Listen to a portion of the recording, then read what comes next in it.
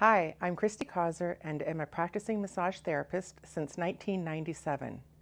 I've had the opportunity for many leadership roles on behalf of the massage profession of Alberta, and it is a privilege to be the president of the Transitional Council for the College of Massage Therapists of Alberta since March 2019. On behalf of the Alberta Working Group, I am pleased to announce that the Alberta Working Group for the Regulation of Massage Therapy has fulfilled the Alberta government's request from Health Minister Shandro and has submitted our updated application in October 2024 to regulate the profession of registered massage therapists under the Health Professions Act, Section 25(4), for Health Minister Adriana Lagrange's consideration. We are taking this opportunity to address the following topics surrounding our application: history of regulation, what is regulation, modalities and scope of practice, grandparenting, continuing education, financial implications, next steps, and conclusion. How did we get to where we are today? Alberta has been working toward regulating the massage profession since 1992. The Transitional Council of College and Massage Therapists of Alberta was established after a recommendation from the Health Profession Advisory Board in 2008. The unified mandate to regulate massage therapists in Alberta was established after a joint association survey in 2016. The Alberta government recognized the Transitional Council of College and Massage Therapists of Alberta organization and president as the spokesperson on behalf of the massage profession pertaining to regulation.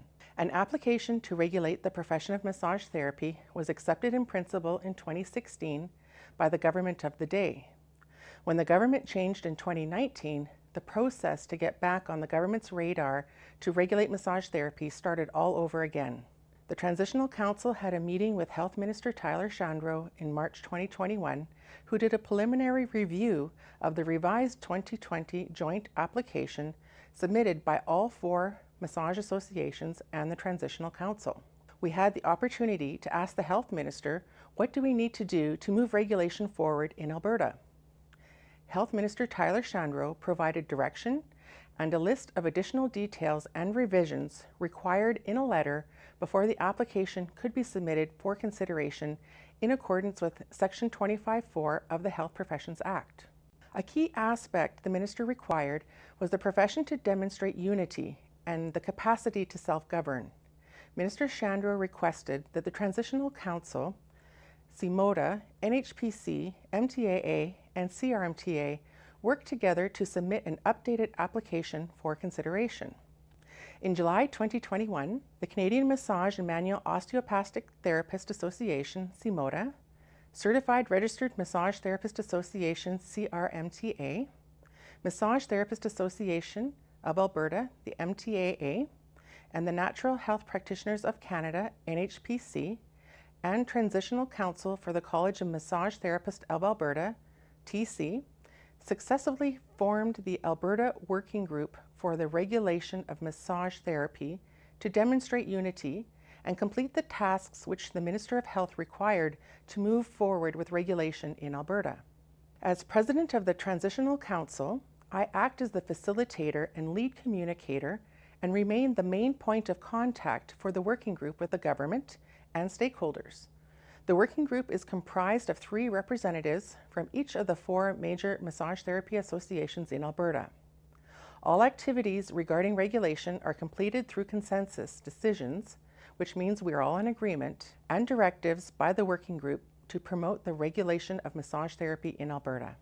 The working group is in communication with the 5th Massage Association, the Alberta Regional Massage Therapy Association, the ARMTA, who have also given their support in writing for regulation of the profession of massage therapists and the updated application. The additional detailed information and revisions requested by Minister Shandro provided clear direction for the working group and Alberta Health Administration to work on.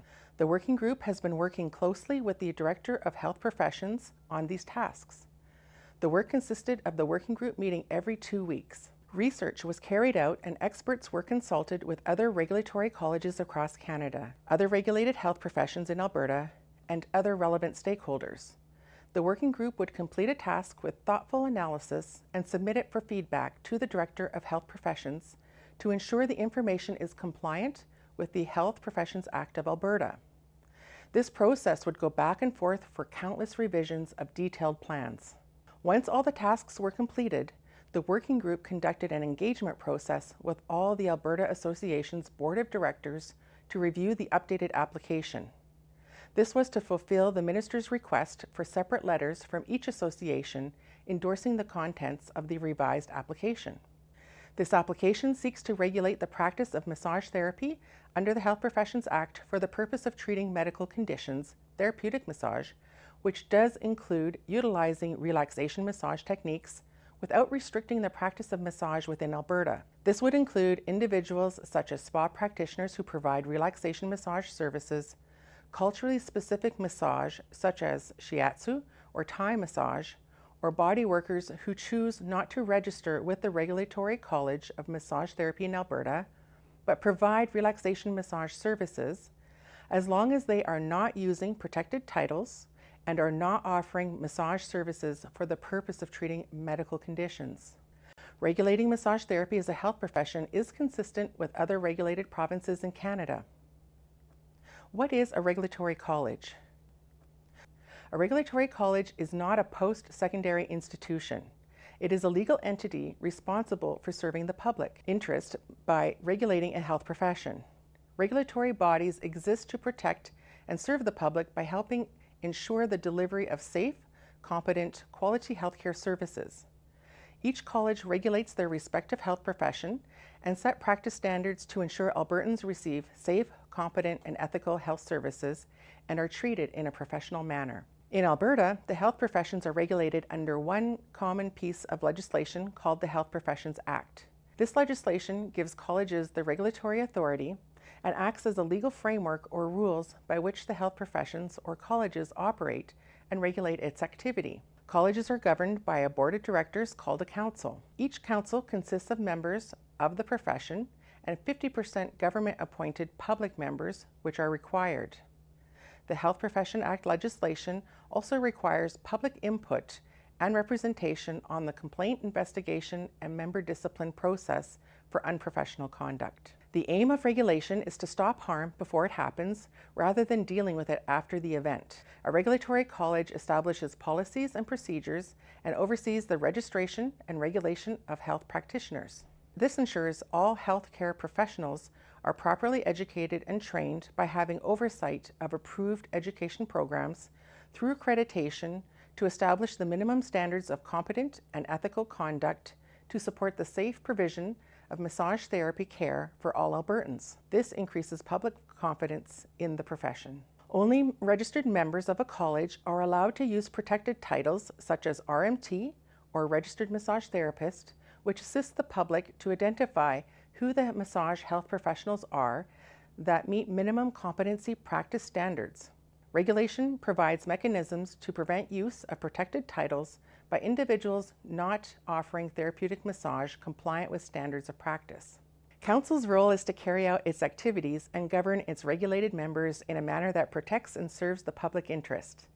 The college must establish, maintain, and enforce standards for registration and for continuing competence, standards of practice, and maintain and enforce the code of ethics which are written into legislation. There will be one standardized standards of practice and code of ethics in Alberta once a regulatory college becomes operational. So while government establishes the healthcare rules, the various health professions through their colleges implement and enforce those rules for their respective profession. The first responsibility of a regulatory college is to protect the public, not the registered members. Regulation is a privilege, not a right, granted by the government on behalf of the public. Inclusion of professionals in regulation is commonly used in technically specialized and complex areas like healthcare because the professions, not the government, have the specific knowledge and expertise needed to set education, competence, license, and practice requirements and standards. The privilege of self-regulation and self-governing comes with the responsibility to self-fund the regulatory college. And I will now pass it on to my working group colleagues to provide further details of the application that was submitted.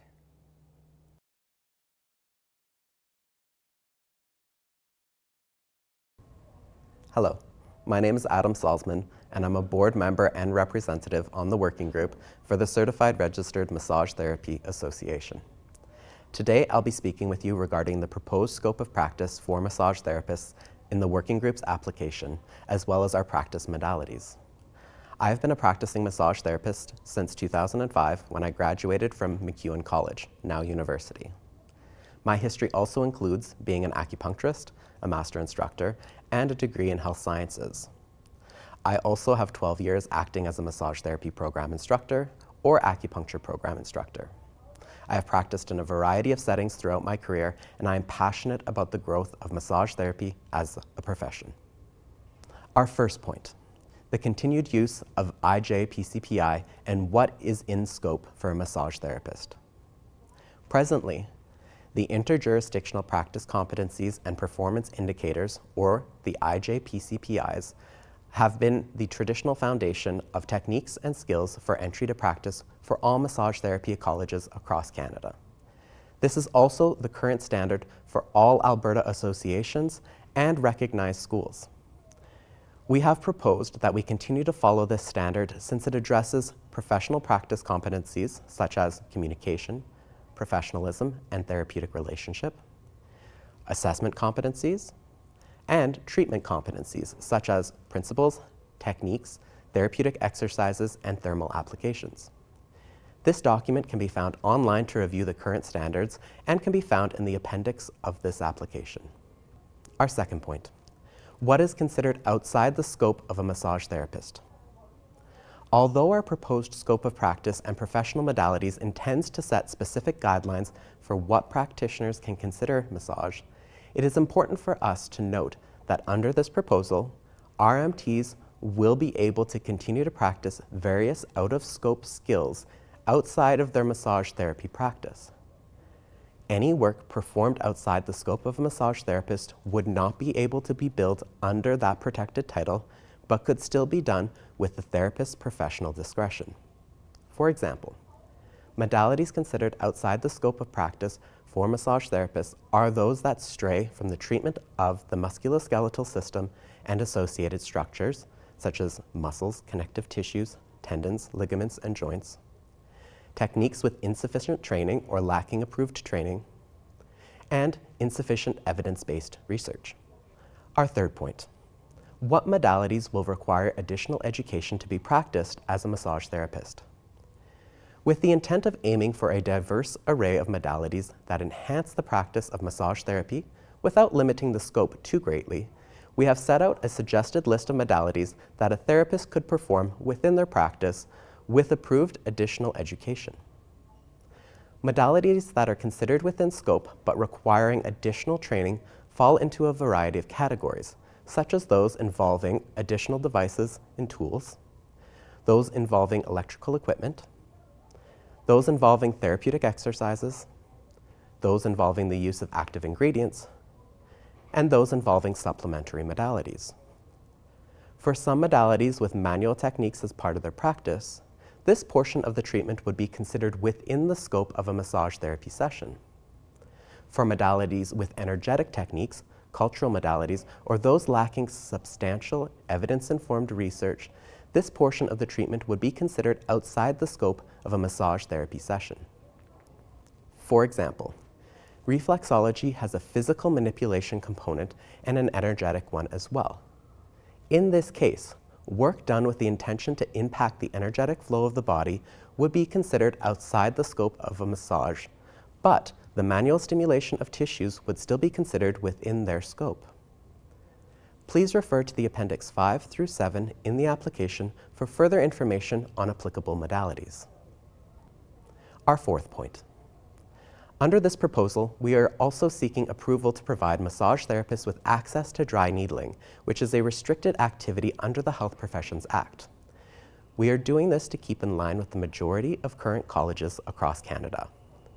Modalities that are considered restricted activities are those that require separate training, advanced authorization to practice, and insurance coverage.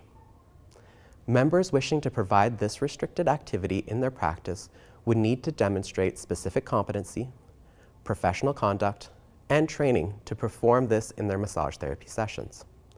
please refer back to the application for further information.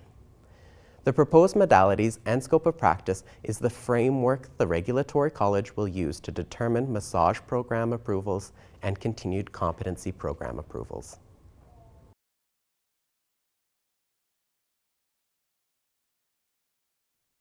Hello, I'm Melanie Hayden. I represent the NHPC on the working group and would like to introduce you to the grandparenting portion of our regulation application. I graduated from Mount Royal College, now university, in Calgary in 1996, so I'm very familiar with the long-time desire of Alberta massage therapists to regulate the profession under the Health Professions Act and to be in alignment with our fellow professionals in other regulated provinces. I have practiced in many settings, including an integrated wellness center, a corporate fitness center, and now my home office setting. Something that is top of mind for all practitioners as we move toward regulation is how will I get into the regulatory college as a currently practicing therapist? A grandparenting policy is the provision in which an old rule continues to apply to some existing situations, while a new rule will apply to all future cases. Grandparenting is a limited provision under certain circumstances and will only exist for a set period of time. This allows new regulatory rules to be enacted without upsetting current practicing massage therapists and their ability to make a living and to treat their clients with minimal interruptions as they move into a regulatory framework. Please note that our proposed recommendations for grandparenting current massage therapists only applies to practicing massage therapists who qualify under the proposed document and not students at the time the college comes into existence or proclamation of the legislation. For grandparenting current practitioners, there are two proposed paths. Under this application, for those who complete the grandparenting process, we have proposed no entry to practice exam be required. Path 1, as contained in the application under Section 2 on page 7 and 8, is for those practicing therapists who are members in good standing of the CMMOTA, CRMTA, MTAA, and the NHPC. Membership into these associations requires stringent standards and documentation. Under this proposed application, in addition to providing documentation that affirms their good standing status with the aforementioned associations, applicants will also be required to provide current criminal record check, current certification in first aid, and to pay the appropriate fees. Path 2 is contained in the application under Section 2 on pages 8 and 9 for any individual who resides in Alberta and is a practicing massage therapist who is not a member of the above associations.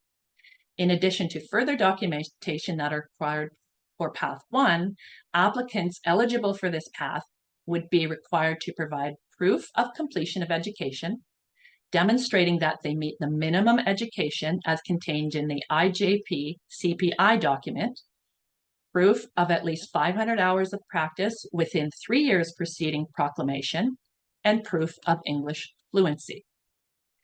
This is the proposed grandparenting portion of our regulation application.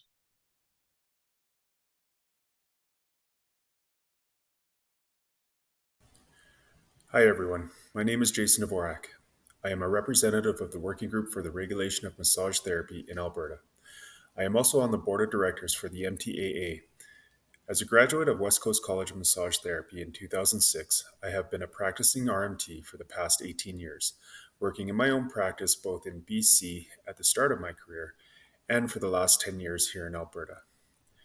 Today, I will be discussing the proposed continuing education components, including in the Working Group's application. What is continuing education? Continuing education opportunities encourage massage therapists to engage in a lifelong learning process.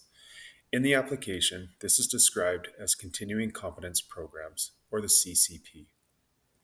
The goals and objectives of any CCP is to allow practitioners to continually maintain and improve their knowledge and skill set within the scope of practice while treating their patients.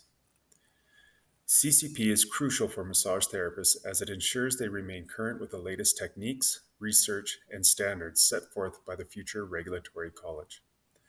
This ongoing learning helps therapists refine their skills, integrate new modalities, and adapt to the evolving client needs and health trends. By staying updated, massage therapists can enhance their effectiveness and improve client outcomes. We recommend that the future college's CCP may include the following: practice visits, credit-based or outcome-based continuing education, self-reflection, or personal development learning plans. We currently support CCP for our individual associations and the members which are included and outlined in Appendix 8. These are consistent with the programs used by regulatory colleges in regulated jurisdictions in Canada. With regulation, registrants would be subject to the obligations in the Health Professions Act, or the HPA, that ensure professionals maintain their competency and view their skill development as a lifelong process. The HPA obligates all healthcare professionals to view the maintenance and competence to apply advances in their profession as a lifelong process. It is the college's responsibility to protect and serve Albertans by helping ensure the delivery of safe, quality healthcare services. Each college regulates their respective health professions and sets standards to ensure Albertans receive safe, competent, and ethical health services. This includes mandatory continuing competence programs to ensure all healthcare professionals are properly educated and trained because it has a direct impact on the quality of the health professional's practice. We have proposed a 3-year cycle for the CCP. However, it is up to the future college to decide what the CCP framework will be once the CCP committee is formed and further reviews are conducted to develop the details of the program. Please refer to the application and various appendices for further review.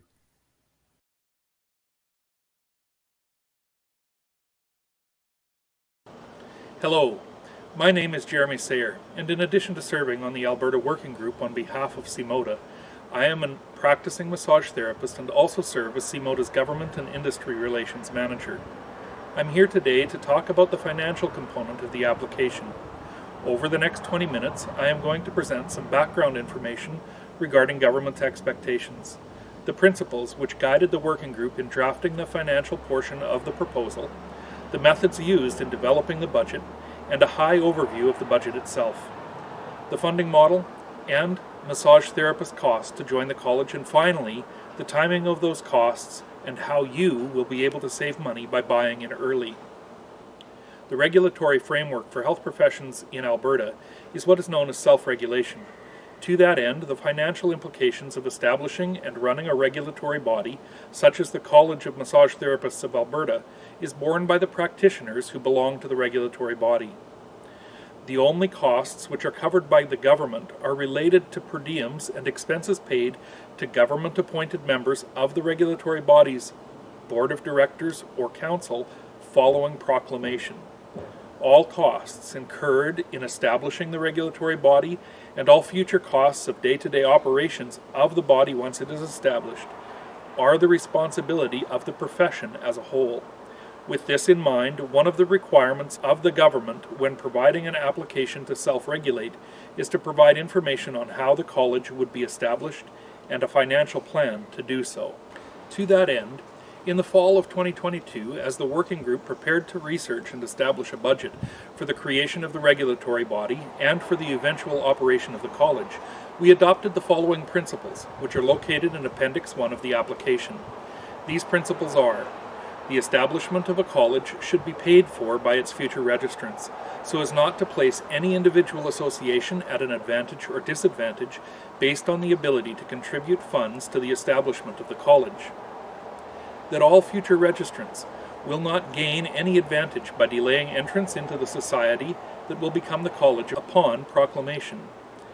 That budgeting in such a way that may provide some monetary reserves rather than debt to the first year of college existence would be preferred, and that we are currently in a period of significant inflation, and that basing these numbers on 2022 costs and that those costs are likely to increase. That some costs related to the transition period should be considered to be a one-time expense and not a yearly ongoing operating expense, and that separating these two components out into two separate budgets would be beneficial in establishing a funding model. That in other models for the establishment of a college, both inside and outside of Alberta, The time necessary between the passage and proclamation of an act is often determined by the availability of funding during the transitionary process. With these principles in mind, the working group moved forward with investigating costs related to the establishment of a regulatory college, and the costs related to operating a college once officially formed. The working group would like to acknowledge that, as with every proposed budget, the numbers provided in the application are an educated best estimate and are not set in stone, but will serve to provide guidance to the transitional body, which will come into existence once legislation is introduced. In seeking to establish a budget proposal for the application, the working group made the determination to split this portion of the application into two main parts: transitional period budget and first year of college operations budget. The transitional budget covers the period of time between the passage of legislation to regulate the profession until proclamation of that legislation. In seeking to establish a budget for the transitional period, including a funding model for the transitional budget, we took into account a number of different factors.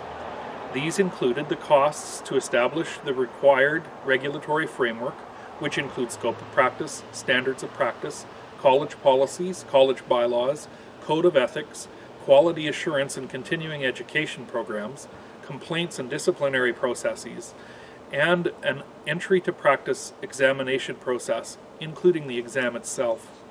They also include the costs of setting up a physical office and hiring staff, as well as necessary infrastructure like a registrant software management system. As we worked through this process, two things became clear. First, we needed to separate out one-time expenses from ongoing operating expenses. Second, we needed to establish a plan for when one-time expenses would occur. To that end, the transitional budget contains two separate budgets. One for one-time expenses, which is broken into three phases, which we called the transitional startup costs budget, and a second budget for annual operating expenses.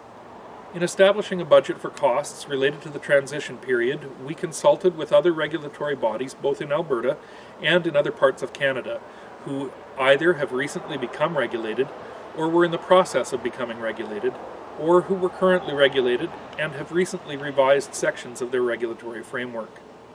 Finally, we established a funding model, which I will explain a little bit later in this presentation, which contains two components: an application fee and annual registrant fee. The first year of college operations budget applies to the time frame which occurs after the proposed legislation is proclaimed and the college comes into operational existence. The method which we used in establishing this budget was to take a comparative look at the year-end statements of the College of Massage Therapists of Ontario and the College of Massage Therapists of British Columbia.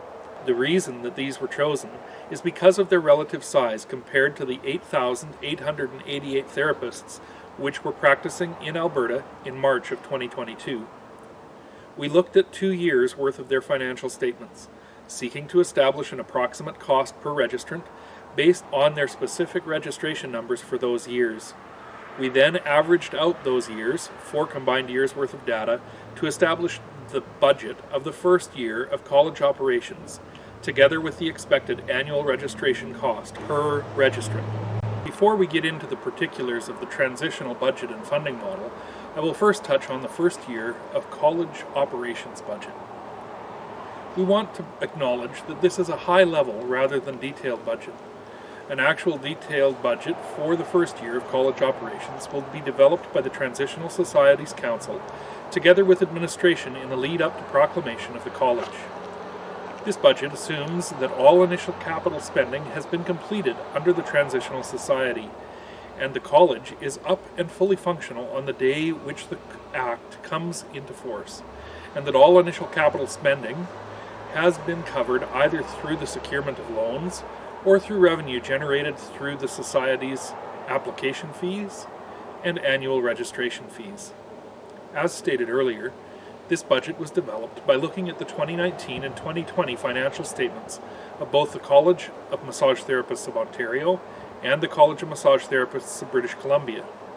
From each of those years, we broke down the financial statements expenses portion into a cost per registrant, based on the registrant numbers reported in their annual reports from those same years. We then took an average of those 4 years of data, to establish a cost per registrant. This is covered in the first numbers column on your screen, which shows per registrant costs based on an average of the years examined. It contains no revenue numbers, as we did not compare revenue, but only looked at expenses. The goal would be to have the expected revenue cover expenses and provide a balanced annual budget for the college. The second, third, and fourth number columns contain the estimated budget based on percentage of therapists who grandparent into the college. Registration fees were developed taking the subtotal of expenses and dividing them by the number of college registrants rounded to the nearest dollar. Annual registration fee for the first year is budgeted at $915 per registrant. This would be the annual fee that you should expect to pay once the college is operational. With that high-level overview of the first year operations budget completed, we will now turn to the budgets for the transition period and the funding model associated with those budgets. In seeking to establish a budget, together with a funding model for the transitional stage, we have taken the principles stated before into consideration, including separating one-time costs from annual operating costs. As such, for the transitional stage, we have established two separate budgets. The first is what we refer to as the transitional startup costs budget. The second is a transitional annual operating budget. The transitional startup costs budget includes all of the forecast one-time expenditures that we see being necessary in order to set the college up for day one of its operations. As we developed this budget, the decision was made to split it into 3 phases to best plan for a funding model. What you see now on your screen is the first phase of the transitional startup costs budget. Greater details on this budget can be found in Appendix 1 of the application. This first phase begins with the introduction of legislation and concludes once the Transitional Society is ready to begin receiving registrants. This first phase budget is the anticipated necessary one-time expenses to get the Transitional Society established and ready to begin receiving registrants. The total anticipated costs for Phase 1 are estimated at $128,903. Within the proposal, the funding model for Phase 1 would be divided between a $40,000 loan from Alinity for development of the database and registration system and an additional $88,903 in no-interest or low-interest loans provided by the associations. All loans would be repaid based on the terms that will be determined at the time of loan securement, and repayment will be funded through the applicant fees required to join the Transitional Society. What you see now on your screen is Phase 2 of the Transitional Startup Costs budget. Greater details can be found in Appendix 1 of the application. This phase begins with the opening of applications for registrants to join the Transitional Society and will conclude once the government has confirmed the 90-day window prior to proclamation. We anticipate the length of time of Phase 2 to be somewhere between 2 to 5 years, and will largely be dependent on funding that will be necessary to complete the required work during this phase. This second phase budget is the anticipated necessary one-time expenses, which will be required to complete all required regulations, policy, and programs that will need to be developed in readying the future college for proclamation. The total anticipated costs for Phase 2 are estimated at $1,750,535. What you see now on your screen is Phase 3 of the Transitional Startup Costs budget. Again, greater details can be found in Appendix 1 of the application. This phase begins with the confirmation from the government that the Act establishing the college is ready to be proclaimed, and covers the necessary one-time expenses during the 90 days immediately prior to proclamation of the Act. This will allow for the hiring, onboarding, and training of necessary staff, and the establishment of a physical college location to be ready for full operations on the day the Act is proclaimed.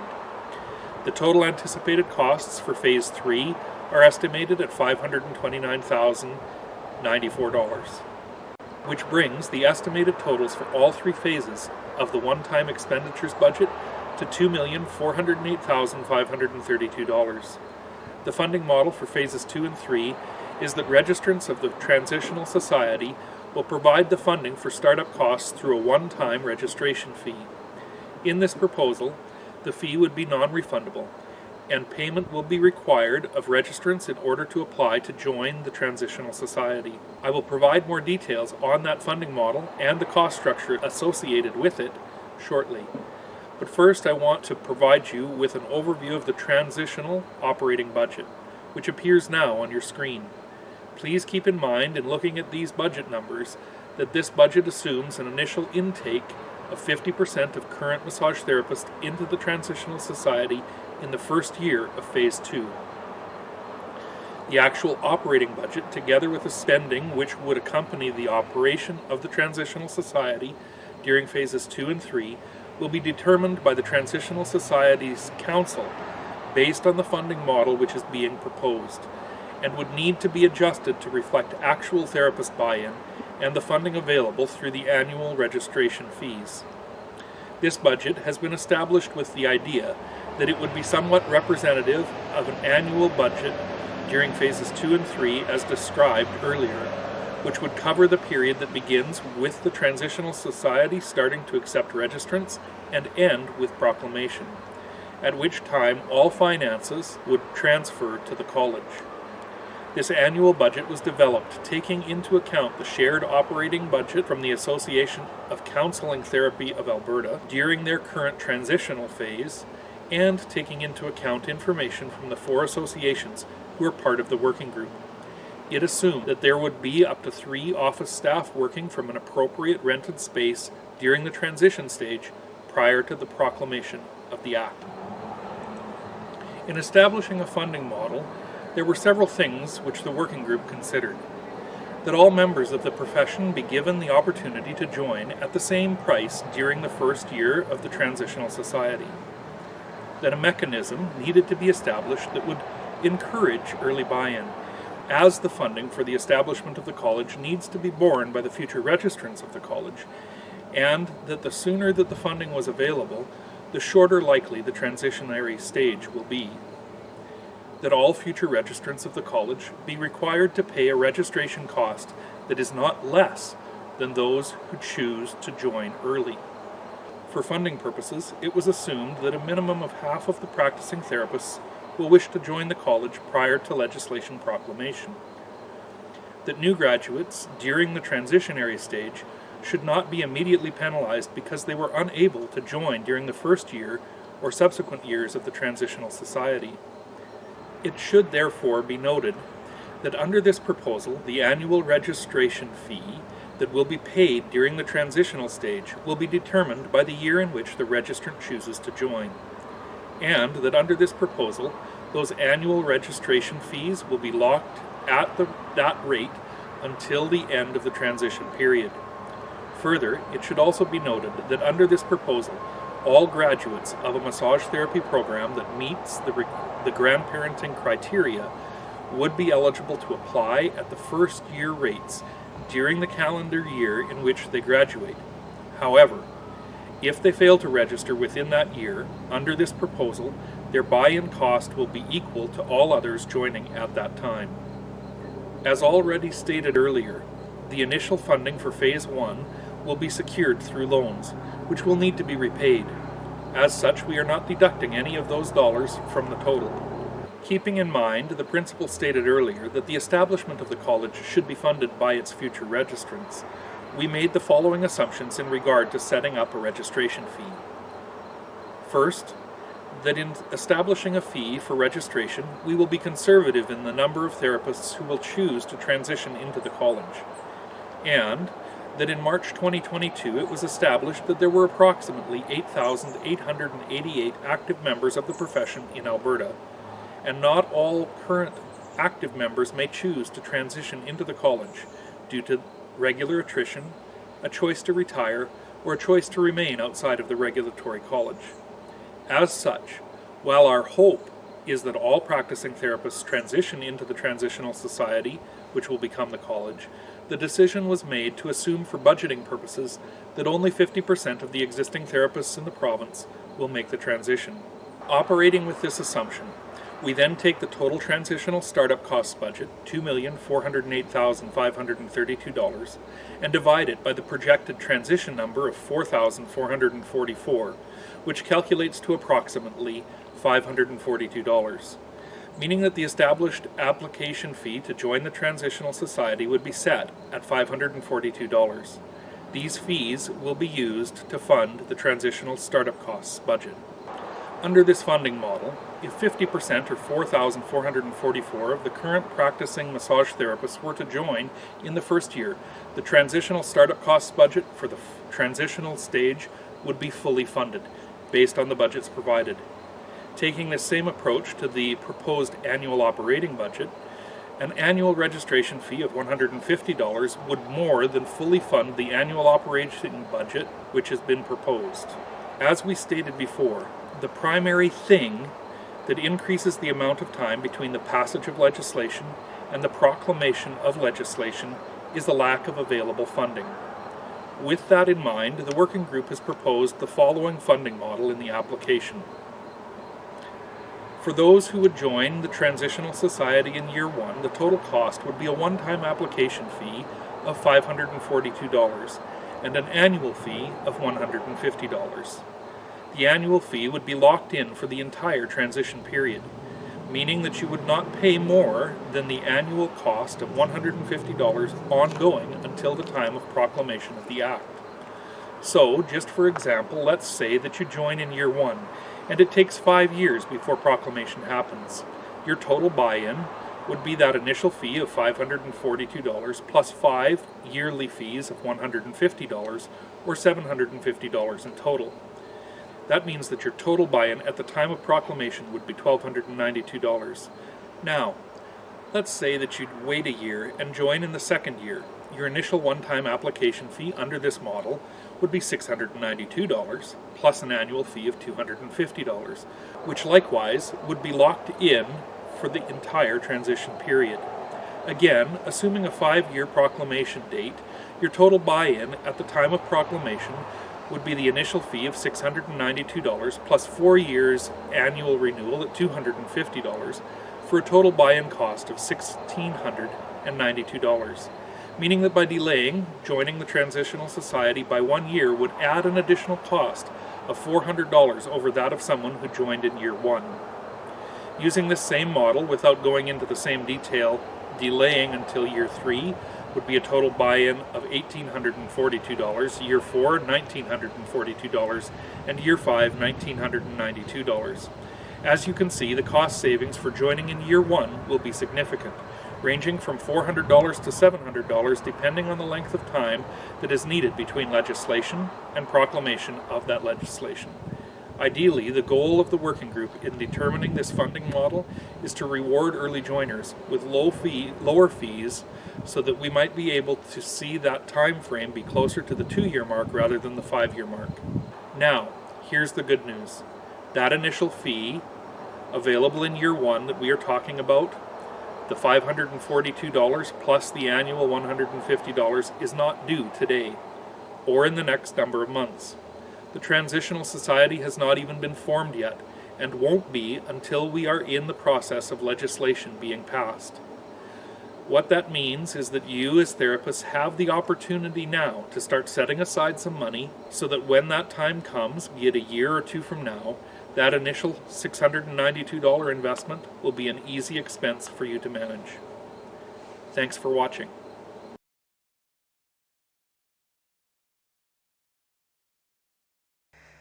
Now that the application to regulate the profession of massage therapist in Alberta has been submitted to the Minister of Health for consideration, what happens next?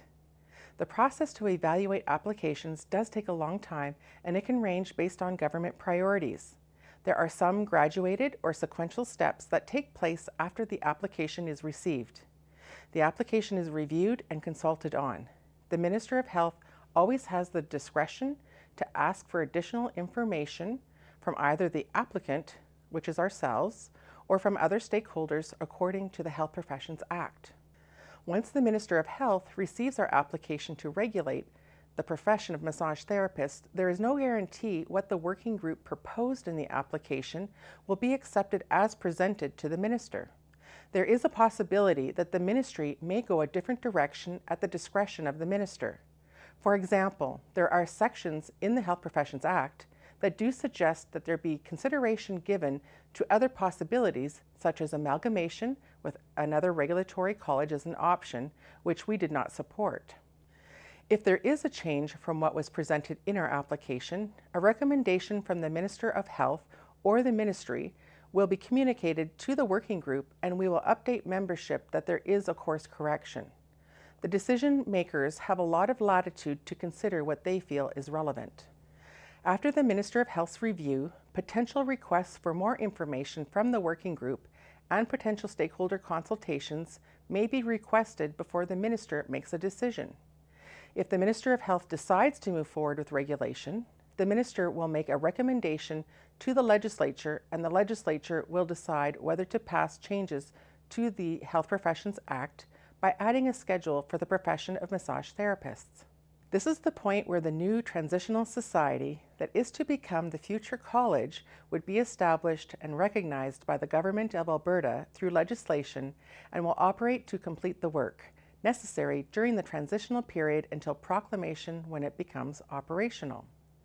Once the profession of massage therapist is added to the Health Professions Act, the legislation writing process begins to develop our scope of practice, standards of practice, including any restricted activities, and code of ethics. The legislative writing process can take many years, and this is where we have all heard over the course of our careers that regulation is a 2 to 5 year process. But what has been misunderstood by the profession is that the clock doesn't even start until the legislature makes a decision to amend the Health Professions Act and include the profession of massage therapists. Once the legislative writing tasks for the schedule to be added to the Health Professions Act are completed, then there are additional legal activities that follow to bring the regulatory college into force through proclamation, which would be completed solely on the government's timeline. Once the Alberta government proclaims the regulatory college, that is when the college becomes operational. Remember that the regulation process and the timeline to proclaim a regulatory college is in the hands of the Alberta government, not the working group or the future transitional society. Keep in mind that this is the furthest progress the massage profession in Alberta has achieved regarding regulation since the joint mandate was given in 2016. The working group is committed to providing Alberta membership accurate regulation updates as they occur. Please stay connected with your massage association or the Transitional Council for the College of Massage Therapists of Alberta website for updates on the regulation process.